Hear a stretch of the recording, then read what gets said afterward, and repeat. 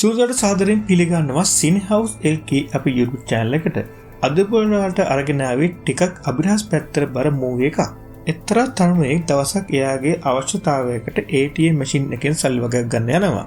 ඒත් මේ තරුණයා දන්නේ නැහැ ඒ සල්ලි අතරේ හොර සල්ලි තියෙනවා කියලා. අන්තිමේදී පොලිසිය මේ තරුණයාට විරුද්ධව හොර සල්ලි මුද්‍රණය කරා කියලා නඩු පවරවනවා. මේ සිද්ධියෙන් පස්සේ මේ තරුණයාට එයාගේ හැකියාව අහිමි වෙනවා. ඒ වගේම එයාගේ මුළු පවුලටම මේ චෝදනාව නිසා සමාජයේ ඉදිරියේ අපවාද වලට ලක් වෙන සිදු වෙනවා. ඒ වගේම එයා විවාහ වෙන්න හිටපු එයාගේ තරුණියත් එයා නැති වෙනවා. මේ නිසා මේ තරුණයා මානසික ගොඩක් වැටෙනවා. ඊට පස්සේ එයා මේ අභිරහස විසඳන්න උත්සාහ කරනවා. ඒත් එයා නොසිතපු කාදර වලට මුහුණ පාන්න සිදු වෙනවා. අවසානයේ මේ තරුණයාට කුමක් සිදු වෙන්නේ? එයා මේ අභිරහස විසඳ ගනීවිද? ATM යන්ත්‍රයට හොරසල්ලි ආවේ කොහොමද? ඉතින් මීට කලින් ගොඩක් අයට මග හැරුණු සුපිරිම කතාවක් තියෙන 2021 නිකුත් වූ 5.6ක හොඳ IMDb අගයක් හිමිවෙච්ච පවර් ප්ලේ කියන තෙලුගු ෆිල්ම් එකයි මේ. ඉතින් මේ ලස්සන තෙලුගු ෆිල්ම් එක අවසාන විනාඩිය දක්වාම නරඹන්න කියලා අපි සමග එකතු වෙන්න කියලා ආදරයෙන් සෝදර මතක් කරනවා.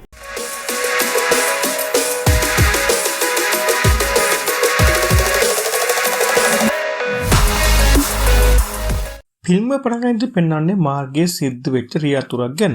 වේගය පාලනය කරගන්න බැරුව එන මෝටර් රථයක් පාර අයිනේ නවත්තලා තියෙන ට්‍රක් එකකට ගැටෙනවා. මෝටර් රථයේ හිටපු කෙනා එතරම් මැරෙනවා. මේ සිද්ධ වෙන්නේ රාත්‍රියේ. ඊට පහුදා උදේ තමයි මේ ගැන පරීක්ෂණ කරන්න පොලිසිය මෙතනට එන්නේ. පොලිසිය ඇවිත් මේ මැරුණු කෙනා පරීක්ෂා කරනවා.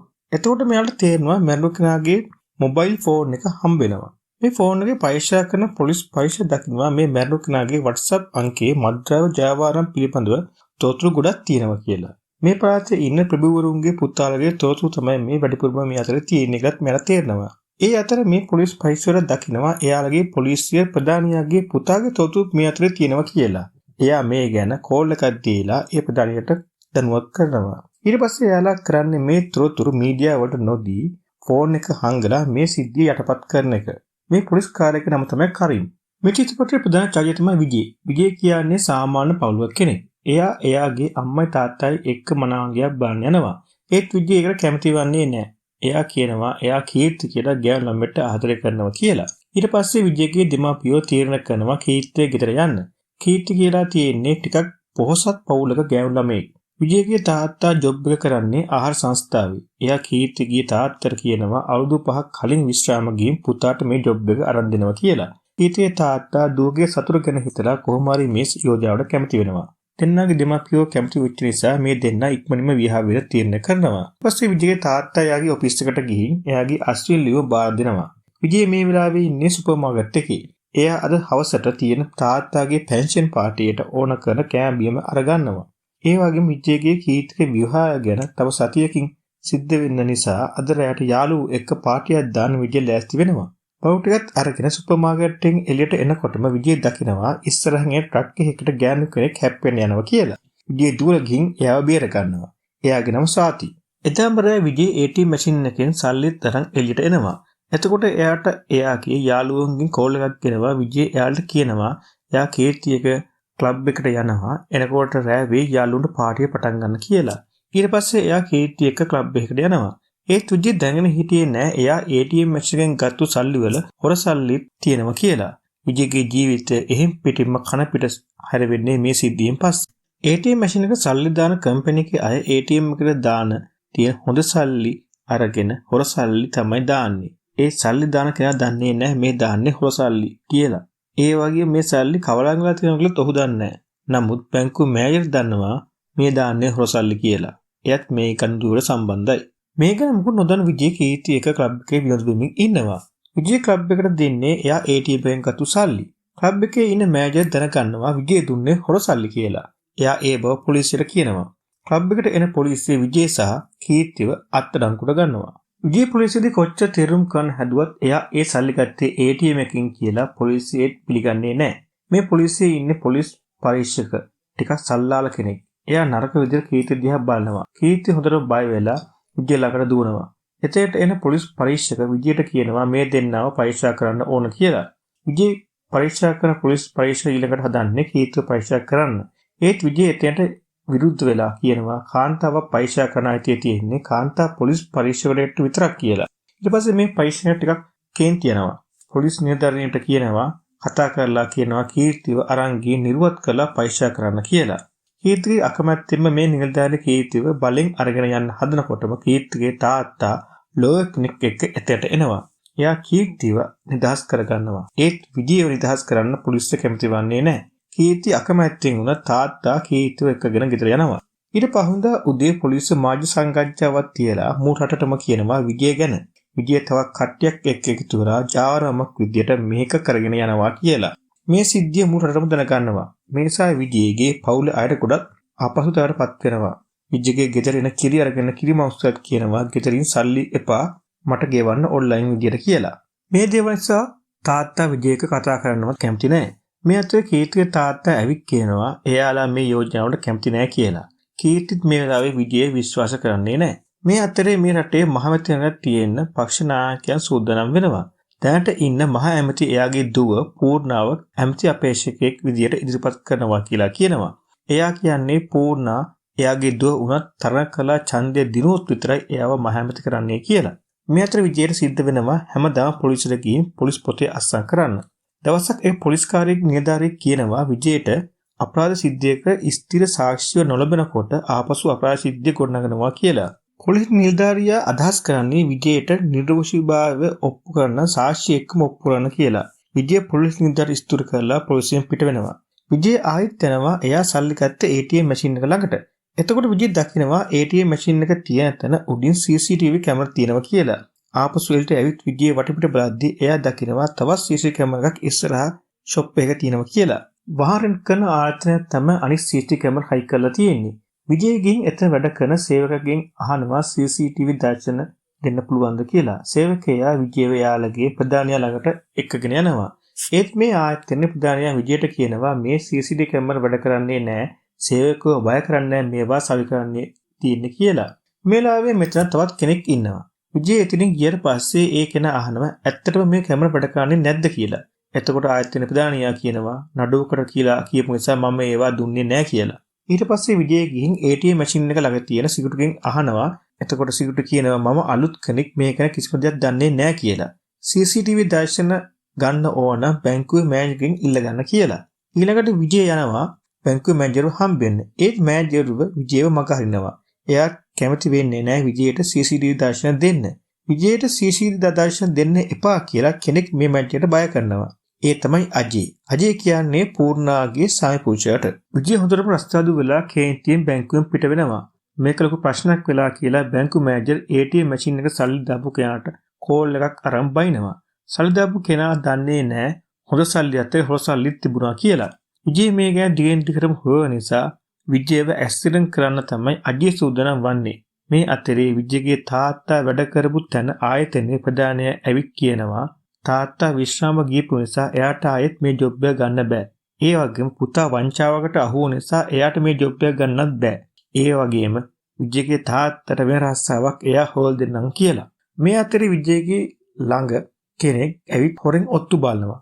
එයා විජයගේ බයික් එකේ නම්බර් එක අරගෙන යවනවා. ඒ කෙනා තමයි විජය ඇක්සිඩන්ට් කරන්න හදන්නේ. විජය මේ ගැන මුකුත් නොදැන බයික් එකේ යතුරු අරගෙන එළියට යනවා. ඒ වෙලාව විජයගේ තාත්තා ඇවිත් කියනවා එයාට ගමනක් යන බයික් එක ඕන කියලා. තාත්තා මිලේස්ති වන්නේ අලුත් ජොබ් එකක් ගැන හොයන්න යන්න. විජය බයික් එක තාත්තා දෙනවා. විජය අදත් යන්නේ බැංකුවට මැනේජර් හම් වෙන්න. මේ වෙලාවේ විජය එදා ඇක්සිඩන්ට් වෙන්න යද්දී බේරගත්තු ගෑනු කෙනත් මැනේජර් හම්බෙන්න බැංකුවට ඇවිත් ඉන්නවා. එයාට පුංචි පුතෙක් ඉන්නවා. මේ පුතා විජය දැකලා දුවලා ඇවිත් විජයක කතා කරනවා.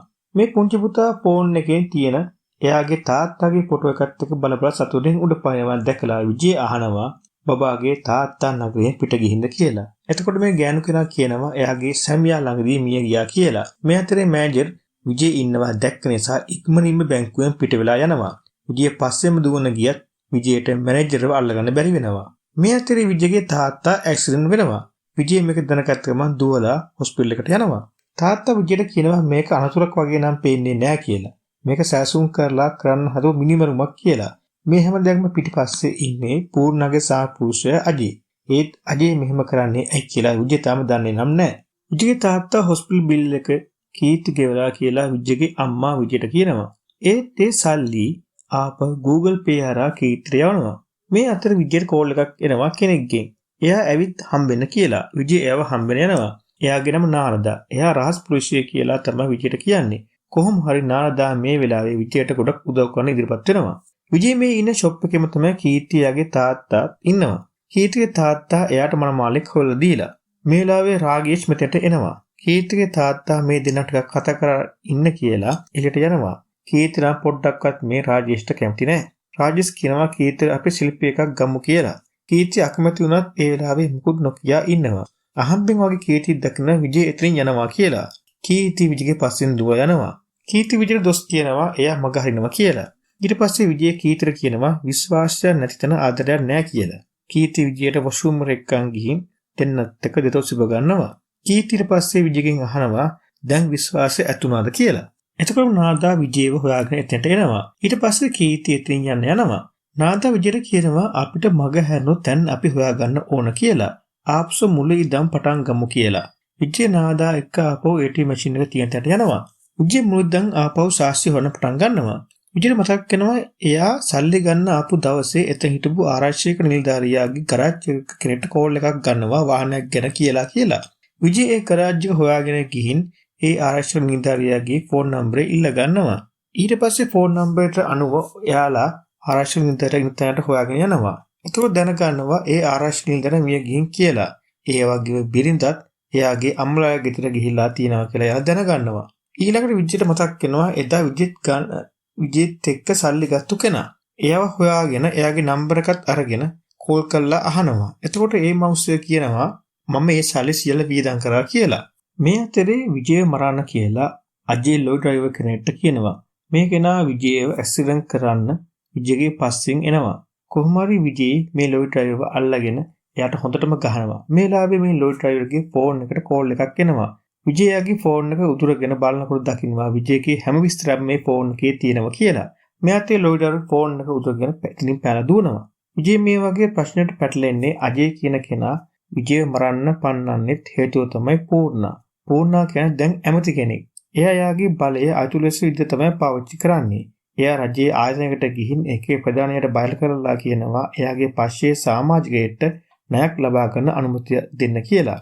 පූර්ණා කියන්නේ Tamanට ඕන දෙයක් කොහොම හරි කරගන්න කෙනෙක්. පූර්ණාගේ ෆෝන් එකට එකපාරට වීඩියෝ එකක් එනවා. එයා පූර්ණාට තර්ජන කරනවා. පූර්ණා මේක දැකලා ටිකක් කලබල වෙනවා. එයා එයාගේ සාමියා වෙන අජේට මේ ගැන කියනවා. අජේ සුදුවල්ලා කෝටි 5 ප්‍රාද වුණා කියලා බොරු කියලා ණය ගෙවන්න කෝටි 5ක් ඕන කියලා පූර්ණාගෙන් ඒ සල්ලි ඉල්ල ගන්නවා. පූර්ණා අජේට හොඳම දොස් කියනවා. ඊට පස්සේ පූර්ණා අජේට කියනවා එයාට තර්ජන කළා වීඩියෝ එකක් එවුවා කියලා. අජේ පොරොන්දු වෙනවා දවස් දෙකක් ඇතුළත මේ ප්‍රශ්න විසඳන්නම් කියලා. අජේ ඒ නම්බර් එක පොලිසියට දීලා ඒක ගැන විස්තර කරන්න කියනවා. ඒත් එකකින් අජේට අවශ්‍ය තොරතුරු හොයාගන්න බැරි වෙනවා. ඒක නැති වුණු ෆෝන් එකක් ඒ ගැන ෆෝන් එකේ අයිතිකාරයා පැමිණිල්ලකුත් දාලා තියෙනවා කියලා පොලිස් ප්‍රේක්ෂක අජේට කියනවා. මේ අතර කීර්ති බලන රාගේෂ් එයාගේ දෙමව්පියෝ එක්ක එනවා. කීර්තිගේ තාත්තා කීර්තිට කියනවා රාගේෂ්ට කුස්සියට කරගෙන ගිහින් තේ එකක් හදලා දෙන්න කියලා. කීර්ති රාජේෂ්ව එක්කන් කුස්සියට යනවා. එතෙන්දී කීර්ති රාජේෂ්ට කියනවා එයා වෙන කෙනෙක්ට ආදරේ ඒ වෙනුවෙන් මැරෙන්න උනත් පුළුවන් කියලා. ඒත් රාගේෂ් කීර්තිට කිනා වෙනවා. ඒ වෙලාවේ කීර්තියගේ අත කපාගෙන රාගේෂ්ට පෙන්නනවා. රාගේෂ් ඒ වෙලාවේ හොඳටම බය වෙනවා. මේ සිද්ධිය නිසා කීර්තිගේ තාත්තාගේ ප්‍රෙෂර් එකත් හොඳටම වැඩි වෙනවා. මේක දැනගත්ත විජේ එනවා කීර්තිව බලන්න. විජේ කීර්තිගෙන් ටික කාලයක් ඉල්ලනවා මේ ප්‍රශ්නේ විසඳ ගන්න ඕන කියලා. ඊට පස්සේ විජේ නාදා එයාගේ යාළුවෝ එක්ක බැංකු මැනේජර් කෙරෙට යනවා. විජේ බැංකු මැනේජර් තර්ජන කළා CCTV තර්ජන ගැන අහනවා. එයා කියනවා ඒවා දැනටවත් මකලා ඉවරයි කියලා. මේ ප්‍රශ්නේ විජේට අයින් වෙන්න කියලා කියනවා. ඒත් විජේ අහනවා කවුද මේ දේවල් කරන්නේ කියලා. මැනේජර් එතකොට කියනවා මේ ප්‍රශ්නේ පිටිපස්සේ ඉන්නේ බලවත් අය. ඒ නිසා හැමෝම මරලා දායි. මේ ගැන හොයන එක නවත්තන්න කියලා. ඒ වෙලාවේ මේ මැනේජර්ගේ නෝනා ගෙදරට එනවා. එයා පොලිස් නිලධාරියෙක්. ඊට පස්සේ විජේ එයාගේ යාළුවෝ එතනින් පිටත්ලා යනවා. ඊට පස්සේ විජේ එයාගේ යාළුවෝ එක්ක වාහන සර්විස් කරන්න යනට යනවා. එතන වැඩ කරන ගෝලයාට සල්ලි දීලා විජේ කම්පියුටර් එක චෙක් කරනවා. ඒත් එයාට මුකුත් හොයාගන්න හම්බෙන්නේ නැහැ. මේ වෙලාවේ මෙතෙන්ට ආයතන ප්‍රධානියා එනවා. විජේ ඉක්මනට ගිහින් බාත්රූම් එකේ හැංගෙනවා. එකපාරට මෙතන මැරෝ ටිකක් ඇවිල්ලා මේ ප්‍රධානියව අල්ල ගන්නවා. එයාලා මෙයාගෙන් වීඩියෝ එක ගැන විස්තර අහනවා. ඒත් එයා කියනවා ඒ ගැන මුකුත් දන්නේ නැහැ කියලා. දිගින් දිගට මැරියෝ වීඩියෝ ගැන තර්ජන කරනවා. එතකොට මෙයා කියනවා මෙයා එක්ක මෙතන වැඩ කරන තවත් හවුල්කාරයෙක් ඉන්නවා කියලා. ඊට පස්සේ එයාට කෝල් කරලා එයා මෙතන ගෙන්න ගන්නවා. විජේ මේ ඔක්කොම බාත්රූම් එකේ ඉඳන් බලාගෙන ඉන්නේ. එයා තමයි භූපාල්. භූපාල් තමයි පූර්ණාට වීඩියෝ එක යවලා එයාව බය කරන්නේ. භූපාල් ආපු ගමන් එයාට බාත්රූම් යන්න ඕන කියලා කියනවා. එයා වීඩියෝ එක තියෙන තැන ෆෝන් එක හංගලා සාමාන්‍ය විදියට එනවා. මේ වෙලාවේ විජේ බාත්රූම් එකේ බිත්තියේ උඩ එලිලා ඉන්න නිසා මේ හැමදේම බලන් ඉන්නවා. භූපාල්ට මේ මෙර වීඩියෝ එක ගැන අහලා තර්ජන කරනවා. ඒත් භූපාල් මේ මොකුත් දන්නේ නැහැ කියලා කියනවා. ඊට පස්සේ මේ මැරියෝ මේ ටික දෙන්නම එකගෙන අජය කරකට යනවා. ඊට පස්සේ විජේ අර බාත්රූම් එකේ හංගලා තිබුණු ෆෝන් එක ගන්නවා. ඒත් එකේ ගෑරි එකට පාස්වර්ඩ් එකක් දාපු නිසා විජේට ඕවන් දේවල් හොයාගන්න බැරි වෙනවා. මෙතෙන්ට විජේගේ අනිත් යාළුවෝ ටිකත් එනවා. විජේ අර සේවකට කියලා එයාගේ ආයතනයේ ප්‍රධානියට භූපතිට හංගපු ෆෝන් එකේ කෝල් එකක් ගන්නවා. කෝල් එක අරගෙන විජේ අජයට කියනවා එයා භූපතිවයි අනික් කෙනාව නිර්දෝෂී මේ සියලු දේවල් කරන්නේ මං කියලා අජයට තර්ජනය කරනවා. ඒත් අජය මේ විශ්වාසය කරන්නේ නැහැ. අජය පිස්ටල් එක දෙන්නට ඔලුවට තියලා ඇත්ත කියන්න කියලා කියනවා. භූපති බයට කියනවා එයා තමයි පූර්ණාට මේ දේවල් කරේ කියලා. අජය අනික් කෙනාට වෙඩි තියලා මරලා දානවා. භූපතියා කරපු හැමදේම අජයට කියනවා. ඉතින් විජේ CCTV දැක්සන හොයාගෙන ෂොප් එකට ආපු වෙලේ භූපතිත් එක්ක හිටියා. භූපති දැනගත්තා විජේ මේ තරම් CCTV දර්ශන හොයන්නේ මොකක් හරි ලොකු දෙයක් තියෙනවා කියලා. භූපති CCTV දර්ශන වලින් දකිනවා පූර්ණාගේ ලොකු රහසක්. එයා පූර්ණාගේ පර්සනල් ඇසිස්ටන්ට් කතා කරලා මේ වීඩියෝ එක යවනවා. එතකොට එයා කියනවා අපිට මේකේ ලොකු සල්ලියක් හොයාගන්න පුළුවන් කියලා. මේ වීඩියෝ එක පූර්ණාට යවලා එයාට තර්ජන කරන්න කියලා. එයා භූපතිට පූර්ණාගේ නම්බරෙත් එවනවා. ඒ විදිහට තමයි භූපති පූර්ණාට තර්ජනය කරන්නේ. ඒත් අජයට වැඩිපුරම ඕන කරන්නේ විජේව අල්ලගන්න. ඒ නිසා රාය වෙලා අජයගේ කට්ටිය භූපාල්ගේ ෂොප් එකට යවනවා. ඒ ෂොප් එකේ කවුරුත් නැහැ. විජේ එයාගේ ඈතින් ඉන්නවා. අජය ඊළඟට භූපාල පාවිච්චි කරන විජේව අල්ලගන්න. අජයගේ කට්ටිය භූපාලව ෂොප් එක ළඟට ගෙනත් බස්සනවා. භූපාල දැකපු ෂොප් එකේ වැඩ කරන සේවකයා භූපාලගේ ළඟට දුවලා යනවා. ඒත් එතකොටම අජයගේ මැරියෝ එයාව මරලා දානවා. ඒ අතරේ විජේ හොරම භූපාලවත් කරගෙන ඉතින් පැනලා යනවා. භූපාල විජේට මේ වීඩියෝ එක පෙන්නනවා. මේ අතරේ අජය මේ හැමදෙම පූර්ණට කෝල් කරලා කියනවා.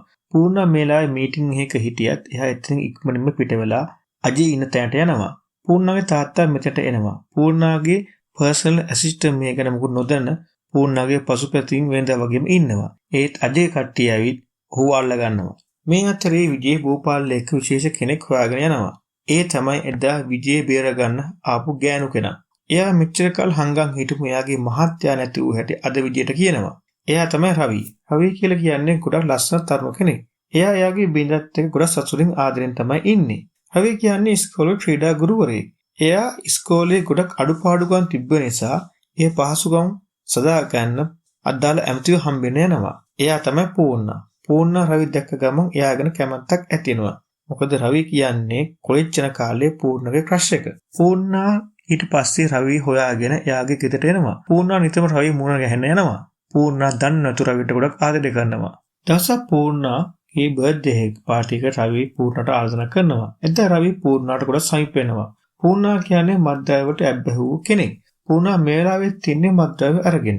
පූර්ණා එදා රවි සමග ලිංගව එකතු වෙනවා.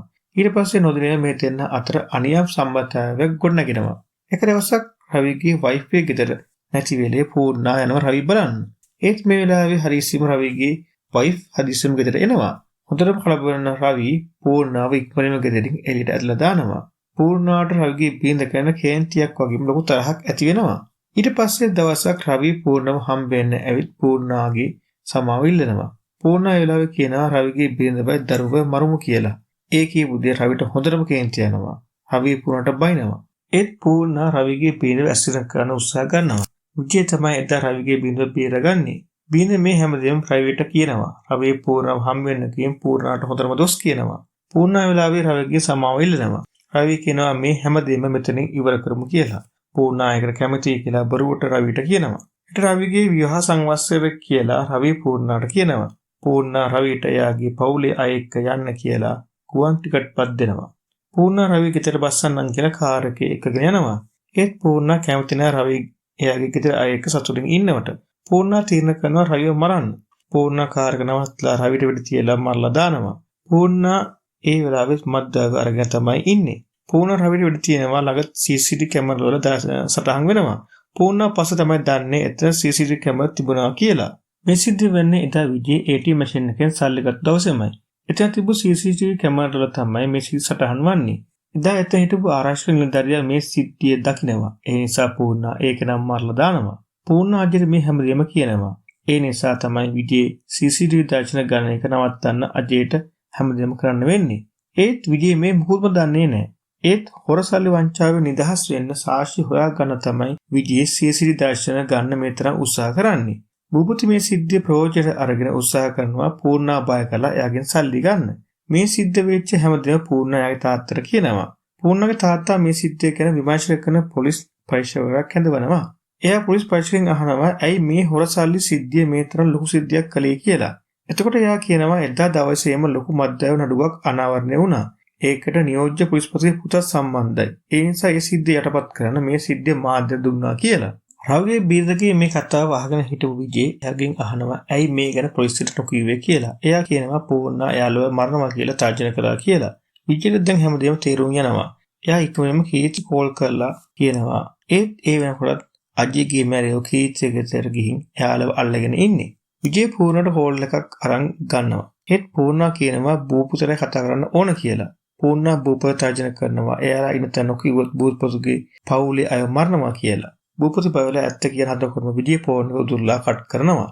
මේ වෙලාවේ භූපති විජේ එක්ක හොඳටම රණ්ඩු කරනවා. මේ වෙලාවේ රවිගේ බිරිඳ ඇවිත් භූපතිගේ ෆෝන් එක අරගන්නවා. ඒත් භූපති විජේව කාමරයකට ඇතුළට දාලා ලොක් කරලා බිරිඳ ගාසිත තිබුච්ච ෆෝන් එකකින් උදුරගෙන පූර්ණට කෝල් කරලා එයා ඉන්නතන කියනවා. පූර්ණාගේ මැරෙව මෙතට ඇවිත් භූපතිව මරන්න හදනවා. ඒකට භූපති කියනවා මම මැරුවොත් ෆෝන් එකේ පාස්වර්ඩ් එක දාගන්න හම්බෙන්නේ නැහැ කියලා. පූර්ණා එතකොට කියනවා මුලින්ම විජය මල්ලා භූපති වරගෙන එන්න කියලා.